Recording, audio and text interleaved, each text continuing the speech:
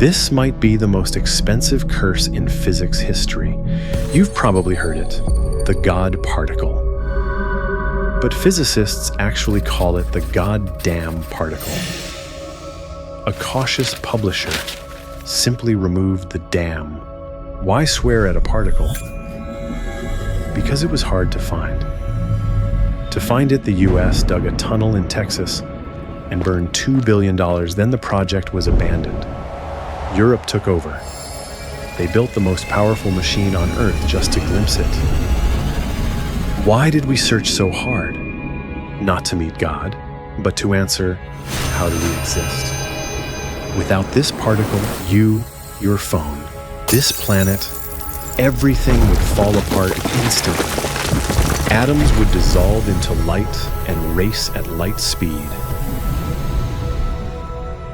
To explain this clearly, we need to go back to the 1960s, when physics faced a crisis of confidence. At the time, scientists had a blueprint of the universe called gauge theory. It was elegant, symmetrical, almost divine. But one fatal flaw.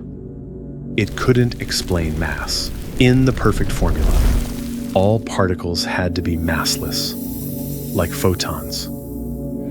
But in reality, electrons have mass, quarks have mass, and the particles are heavy. Adding mass into the equations broke everything. Physicists were stuck. Either the theory was wrong or reality was wrong, and we shouldn't exist. Then Goldstone made it worse.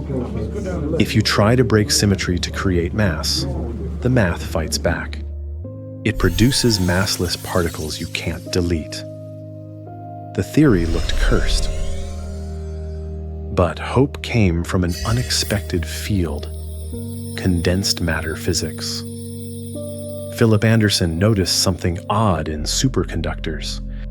Photons seemed to gain mass there.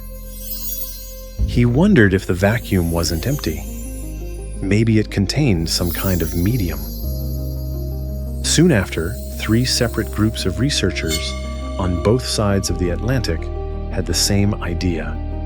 The most famous one was Peter Higgs. They proposed a bold thought. What if Goldstone's massless bosons weren't gone, but were absorbed? Imagine the early universe. All particles were massless. They moved at light speed.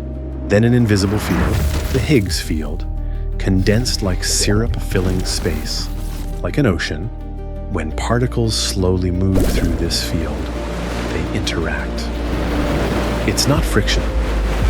Rather, it is a kind of inertia. The originally massless particles become harder to accelerate, and that inertia shows up as mass. This is Higgs' mechanism. Mass isn't something you're born with. It's the price for moving through this field. Think of the universe as a fish tank. Photons slide through like oiled fish.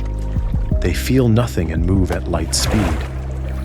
Electrons and quarks get soaked and gain inertia. They form atoms. That's why our world exists. But in 1964, this was a wild idea. Why can't we feel this ocean? Because a fish in deep water doesn't know it's wet. We're born in this ocean. We live in it. Higgs wrote a paper about it and got rejected. The editor called it pure math, not real physics. Higgs was frustrated. In his revised manuscript, he added a prediction.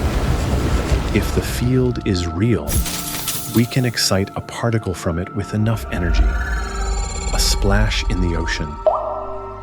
This splash is the Higgs boson. To prove it, we have paid a high price. In the 1990s, the US boldly planned the superconducting super collider in Texas. It's an 87-kilometer tunnel. But costs exploded from $4 billion to $10 billion. Congress canceled it in 1993. $2 billion wasted. the tunnel still lies abandoned, like a skeleton of physics, mocking humanity's arrogance. The search passed to Europe. They built the Large Hadron Collider, the most violent machine on Earth, 100 meters under Geneva. It's simple. If the Higgs field is water, smash protons at light speed. In a 27-kilometer ring, superconducting magnets accelerate protons to 99.99%, the speed of light, and crash them. It was a gamble. Failure would mean decades of physics might collapse. From 2011 to 2012, it ran full power. We recreated conditions just after the Big Bang. Detectors searched billions of collisions. Then a faint signal. At 125 GeV, the splash appeared. It lasted far less than a second, but it was enough. For the first time, the fish saw the water. At the press conference, 83-year-old Higgs sat in the crowd. He quietly wiped away a tear. That tear was not just for a belated Nobel Prize, but also for that long and lonely search. So, yes, the so-called vacuum is not empty at all. The seemingly empty space around you is packed. It is filled with the Higgs field. If you turn this field off, electrons would lose mass, atoms would fly apart, and the world you know would vanish at the speed of light into the ends of the universe. But it is also because of this ocean. Atoms form, stars burn, and you can sit here today. So when life feels heavy, when every step is a struggle, remember, that weight is the universe holding you. It's why you're here at all.